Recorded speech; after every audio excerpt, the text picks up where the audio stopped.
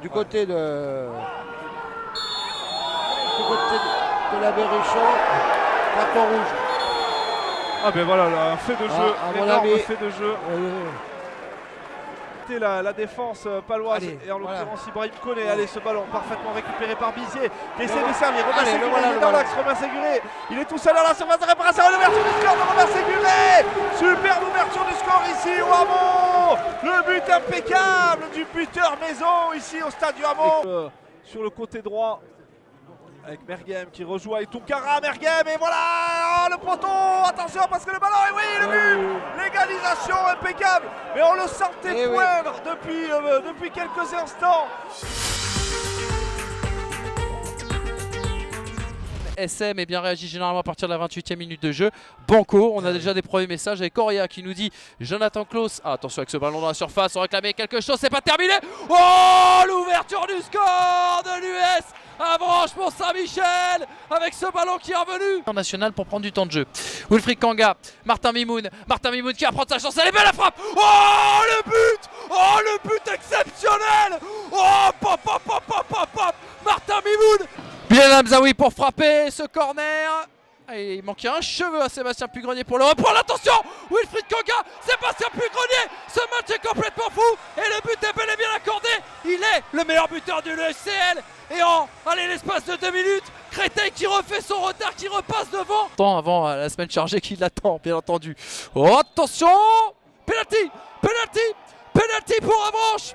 Il s'est en effet écroulé Jesse Bennett sur cette faute. 85e minute de jeu. Créteil miraculeusement, presque j'ai envie de dire, est devant pour le moment au tableau d'affichage. L'avenant pour frapper sa penalty et c'est fait. Égalisation de l'US Avranches Mont-Saint-Michel. Justement, ouais, qui met en retrait, c'est bien joué pour Camara. La frappe, non, fin de frappe. Ouais, au No Manjari qui ouvre la marque, elle est contrée. Et là, Lena. Très bel No enchaînement. Manjari. Contrôle pied gauche, frappe pied droit. C'est lui qui va frapper ce coup franc. Le but, le deuxième but sur ce coup franc parfaitement frappé. Hervé Liboui, il me semble. C'est le capitaine Hervé Liboui. Elle est récupérée. Mendes sur la droite qui centre peut-être pour la tête de... Ah, la tête de Maguedjon, c'est magnifique. Oh, et ouverture du score ici. Joli centre. Ouverture du score magnifique. Maintenant vers RL qui a changé de côté, les côtés gauche maintenant. RL qui repique au centre. RL, il faut pas le laisser partir. RL du bout du pied. Magnifique but. Magnifique but d'RL. Le Joker. Et encore une entrée exceptionnelle.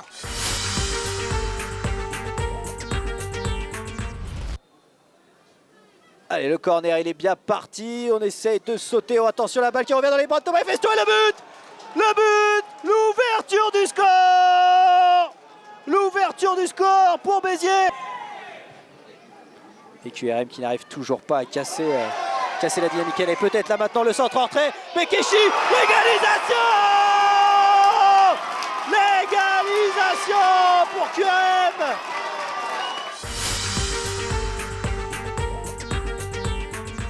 De Fred Reculot. Allez, il y a une bonne opportunité à jouer avec Jérôme Fodjo qui va pouvoir centrer. Deuxième poteau, la tête de Sarr, elle est contrée et ça termine au fond.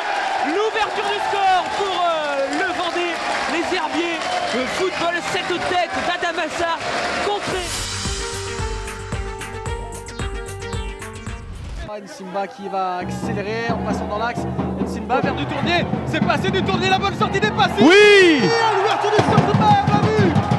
Charlie du Tournier à la 18e minute sur une accélération, sur un mauvais placement, la parade à l'égalisation. Et voilà ce que je craignais. L'égalisation d'Arnold Delembe à la 81e minute, un but partout. Allez, on est à 30 bons mètres et on va le jouer directement dans la profondeur. Ça a été joué rapide et ça peut peut-être donner un centre dans la surface de réparation. Oh, l'ouverture du score!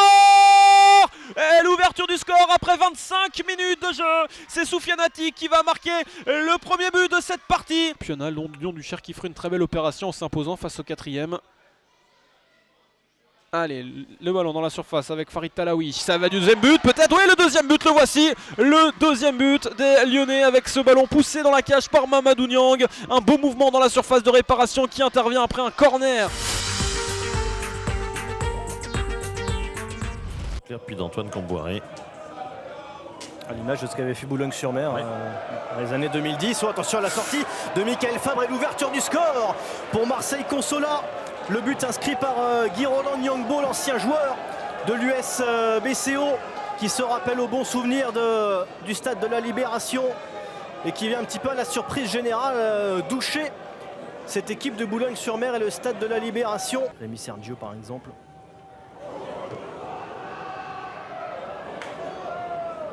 Bozok, la surface de réparation, ça va profiter aux Marseillais, le deuxième but, quelle efficacité de la part des hommes d'Eric Schell, et quel but surtout, inscrit justement par Rémi Sergio dont on parlait à l'instant, et Marseille Consola qui douche un petit peu plus les espoirs boulonnais de ce début de partie. Ah non, finalement c'est pour une combinaison avec Mauricio et la réduction de l'écart grâce à Tony Mauricio qui inscrit son 6e but cette saison dans le championnat national. Il va être refusé le but. Ouais, il va être refusé car Thiel a joué le ballon, touché ou pas, je n'en sais rien. Mais en tout cas, il me semble avoir joué dans une position illicite. C'est pas Thiel d'ailleurs, c'est Camara. C'est ça qui est un peu douteux, c'est que Camara, lui, n'est pas dans une position illicite, d'où la confusion possible et plausible et compréhensible. L'arbitre but. Ah, il valide. Le but est validé. Mais dans la façon dont on arbitre aujourd'hui, logiquement, on doit accorder ce but.